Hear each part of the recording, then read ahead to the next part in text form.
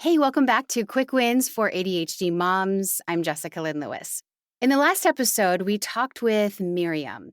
She's a professional organizer, and she was talking about creating all these different buckets to be able to organize our physical spaces, like in your kitchen, in your home, your kids' rooms. And of course, that got me thinking, what about our digital spaces? How many of you have 1,000 screenshots right now on your desktop? Before we get into organizing that and just a really simple way to start organizing, here's today's quick win. Create one folder and name it Archive. All right, that's it. Create one folder on your desktop, name it Archive. You can put it in your desktop, you can put it on your documents, and then just drag all the clutter into it.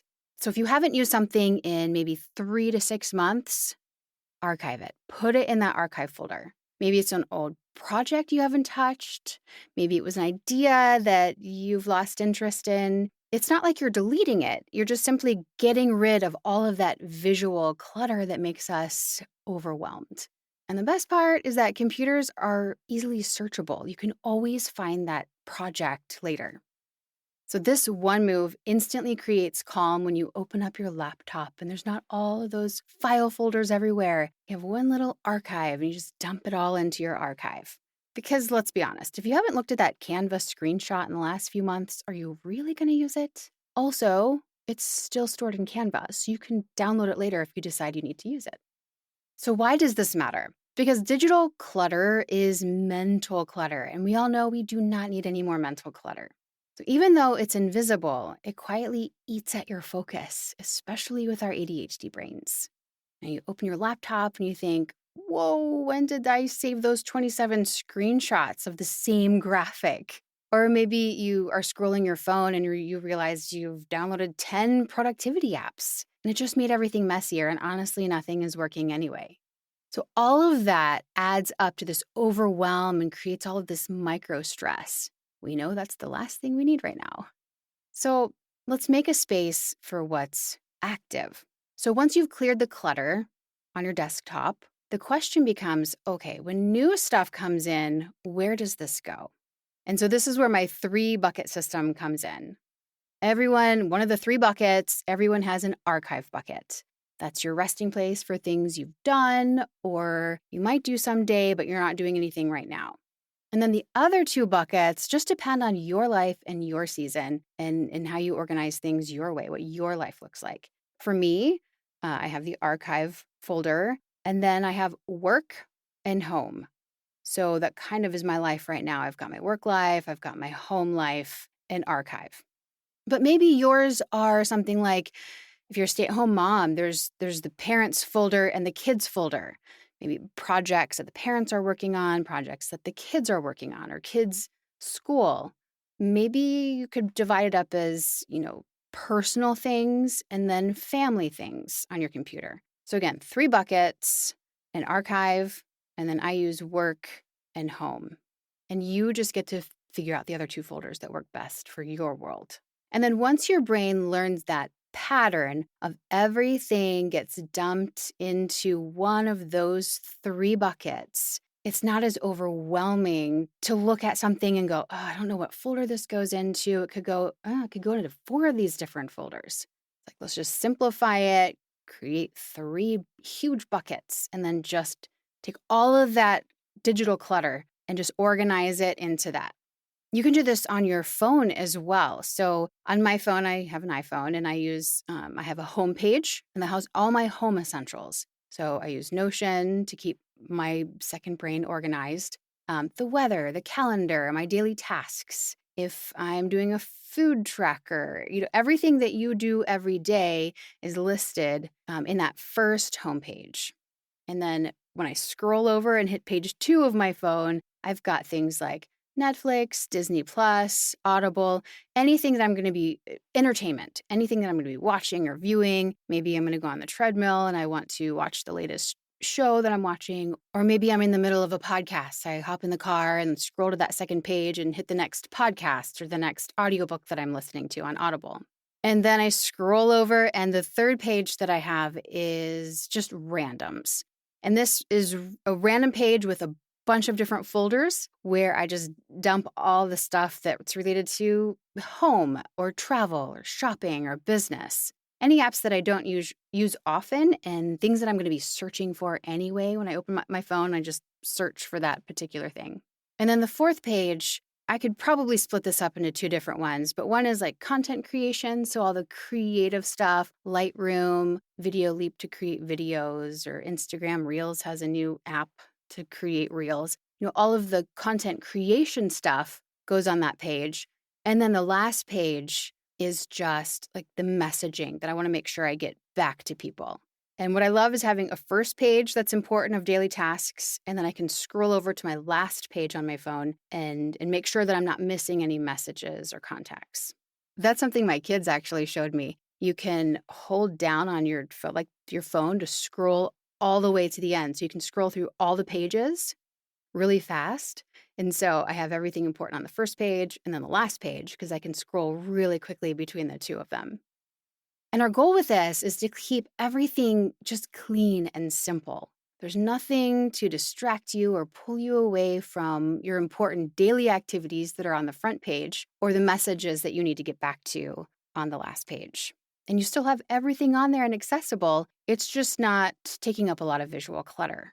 And yes, sometimes I move a few apps back out of certain folders and create a better visual workflow. And that's just a trial and error thing to figure out, what is going to work best for you. So this whole idea of getting digitally organized, when I first started organizing my creative life, I was doing wedding photography and I had a whole bunch of weddings and portraits, and you have thousands of photos from each wedding or from each portrait session. And I had to figure out really quickly a way of how to organize all of that. And just recently, over the last couple of years, I started using Notion to keep my second brain organized. And I came across Tiago Forte's PARA method. PARA stands for the different buckets that you put all of your digital life into. So there's projects, areas, resources, archive. And that's great, but with my ADHD brain, I just kept freezing, looking at the folders thinking, wait, is this a project or is this an area? Does this go into the resources tab? Then I'd start to overthink everything, and then decision fatigue sets in, and you end up searching for some other app that would help. So through this process, I've simplified it into something my brain could repeat automatically. And that's why this very basic 3-bucket system seems to work really well. So again, the top folder, one for home, one for work, one for archive. For you, we're all going to have that archive folder and then 2 other folders. So home, work, archive. And then within the home, I have an archive. Within the work, I have an archive to be able to keep those folders organized as well. So for example, in my work folder, so let's start down from the top again. If you can visualize the work folder, home folder, archive folder. So in my work folder, I have clients. And then I have an office folder, any office-y kind of stuff related, and then an archive. For home, what I've noticed is when I dump everything into the home folder, there's certain things that come out like healthcare, taxes, yay, family stuff. So then under home, we have taxes, and under taxes, I have each year organized.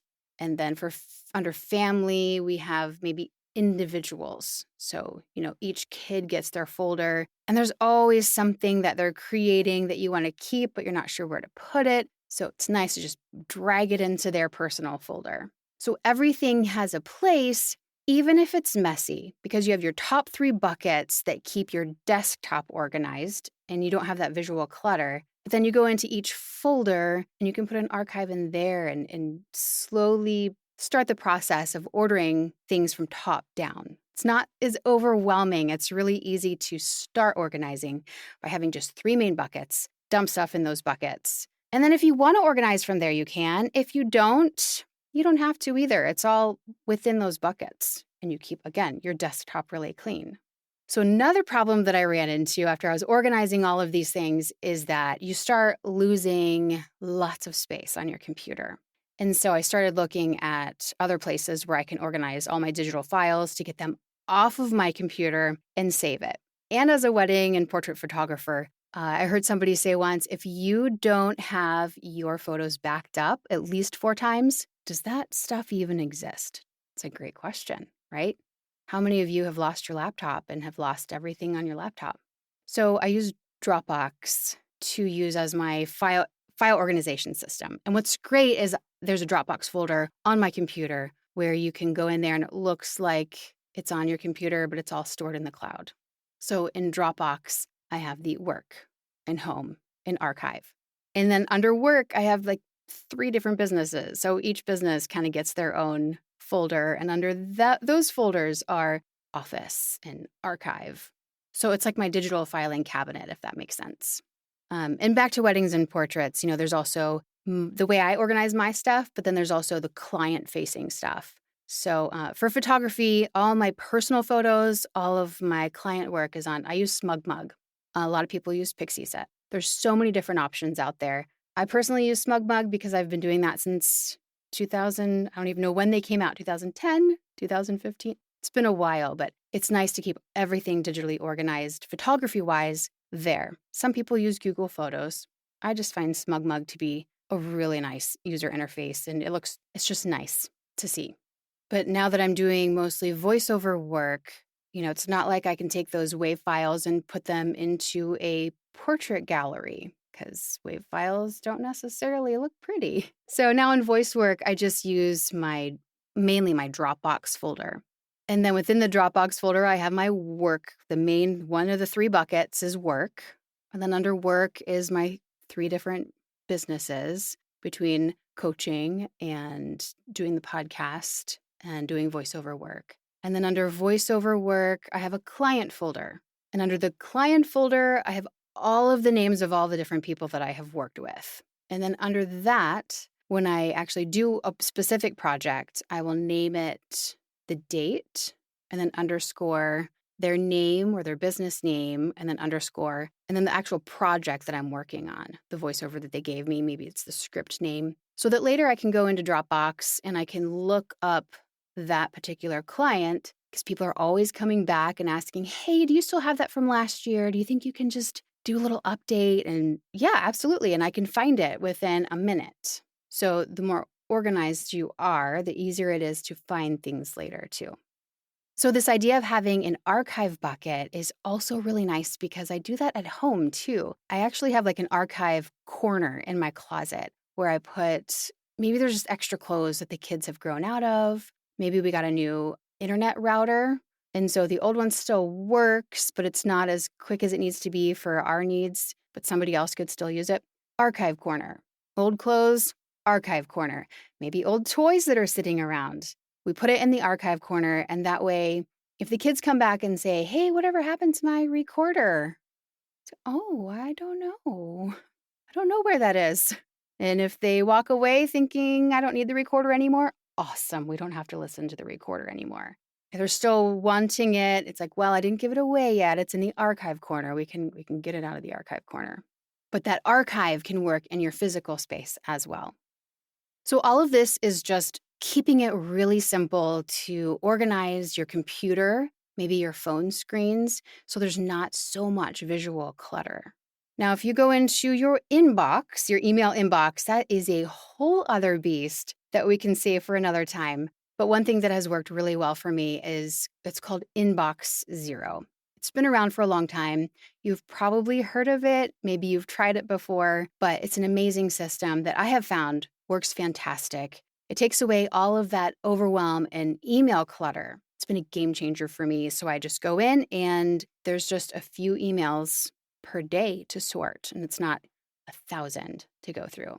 So if you want to dive into that, check out Inbox Zero. But we can also talk about ways to organize your inbox as well to keep that digital overwhelm manageable. You don't need a 37-step digital organization system. It's overwhelming, and honestly, you're going to pay a lot for this huge organization system, and you're not going to use it anyway. Let's keep it simple. So this week's challenge, make your archive folder on your desktop. Move all the clutter, anything that you have not done in the last 3 to 6 months. Just move all of that into your archive folder so visually you can breathe again. And then, if you want to, make 2 more folders, divide your life up into whatever that looks like for you, and start organizing things into maybe the projects you're doing right now. In your work folder, or things you're doing in your home folder, and anything you're not working on in that archive folder. Let's keep it simple so your digital world also feels more clear. It's amazing how all of that digital stuff flows into the physical world too. I just want you to be able to breathe again and be able to see things and access them when you need them, but also feel calm that you don't have 1,000 things on your desktop or 1,000 apps on your phone. Well, we have some great shows coming up with some more guests with their quick wins, so you don't want to miss those. Be sure to subscribe and join our newsletter. The links are in the show notes so you don't miss an episode. Well, do you have a tip or technique that works for your brain? Maybe something that's worked for your kids? I would love to hear it and share it with everybody else. You can email me, Jessica at theadhdmom.com. And of course, our website is theadhdmom.com. Share the show, spread the word. Let's help our favorite creative ADHD moms go from surviving and feeling like they're in chaos to thriving and having control of their life again. Until next time, have a beautiful day.